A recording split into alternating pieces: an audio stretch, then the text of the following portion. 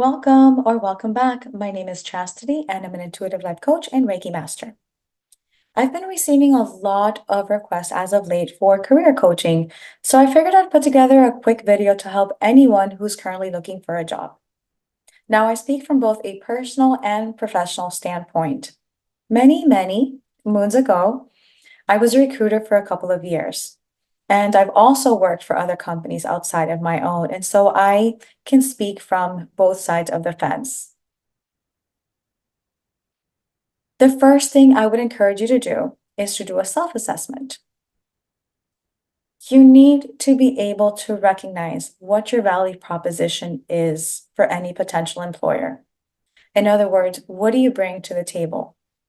What are your strengths, your weaknesses, your areas of expertise, and what does it look like when you pull it all together?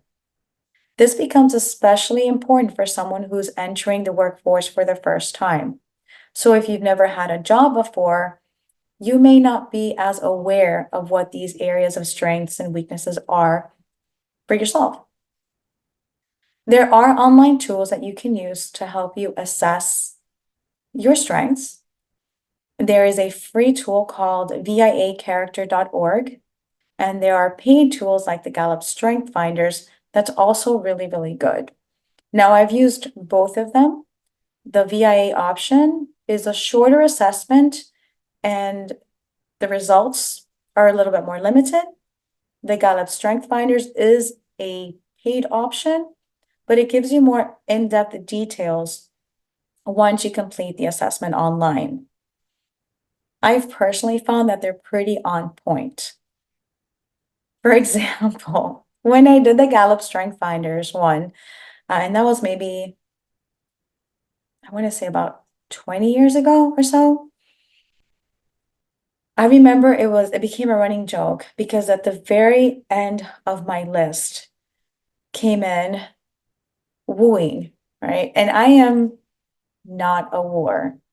Everybody and anybody who's ever known me or worked with me knows that I am not the kind of person that will wine and dine and try to persuade anyone of anything. I'm the person you bring in from an operations standpoint to make sure that we do what we said we would do and the quality is there and the service is there. And so it's pretty on point, at least when I've taken them in the past. Once you understand your value proposition, what you have to offer, make sure that you're also identifying what is important to you outside of course, income, because that seems to be what everyone is focused on. But what other benefits are you looking for from any given company? Be as specific as possible so that it makes it easy for you to align with potential employers. Once you had a chance to do the self-assessment, then you can start to create the goal around the type of job that you're looking for.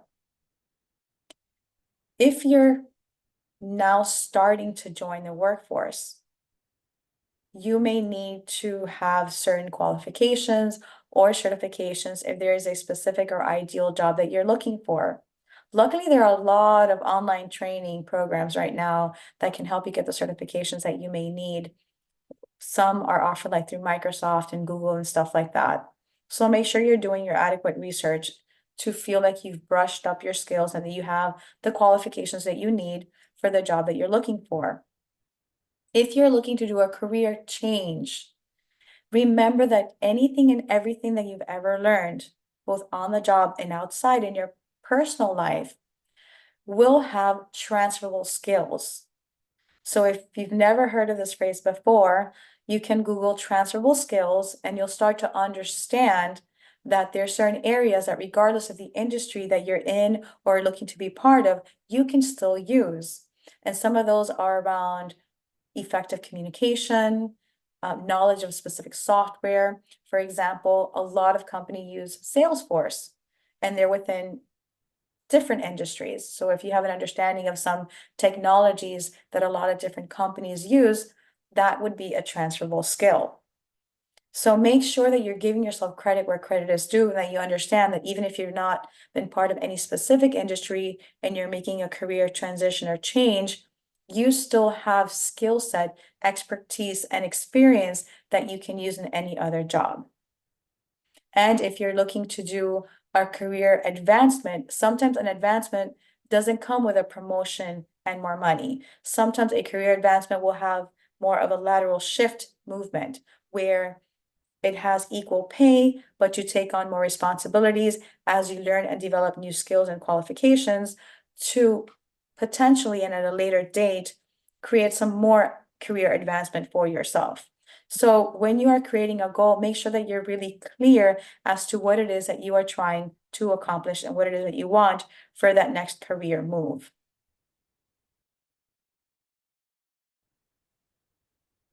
Now, there are a lot of different areas that can be covered in career coaching, and it would be across many sessions. So I'm not going to try to cram all of them in, or this would be a 2-hour video.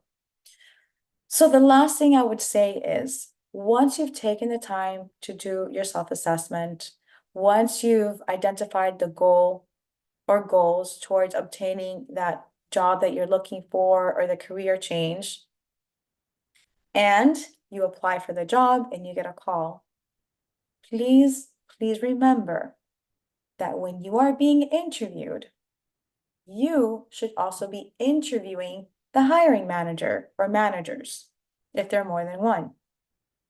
Let me explain the kind of questions that you may want to keep in the back of your mind and actually ask the day of the interview.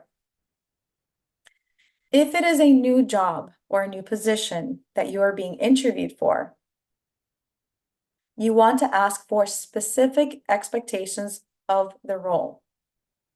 If it sounds like most of the job duties will fall under other duties as assigned, that may be a sign that there's not sufficient structure built around that job just yet. What that means for you is you have to be very comfortable with really not knowing what they're going to expect from you because you're still trying to craft or create that role.